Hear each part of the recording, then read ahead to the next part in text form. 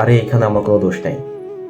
আমি শিওর ওই মেয়ে কালো জাদু জানে, আমার হিপ্নোটাইজ করে ফেলছিল। না হলে আমি তার প্রেমে এত পাগল হব কেন?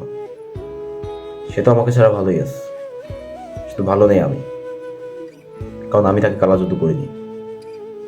সে তার সংসার জীবনে ভালো আছে, আর আমি আমার বেকার জীবন, সিঙ্গেল জীবন, এটা নিয়েই পড়ে আছি, দুঃখ ভ্রান্ত মন নিয়ে পড়ে আছি।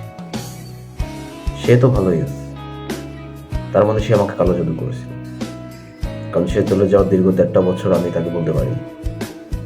এখনো তাকে আগের মতনই পাগলের মতন ভালোবাসি। তাহলে কি এখানে মনে করতে পারিনি যে সে আমাকে কালো জাদু করেছিল?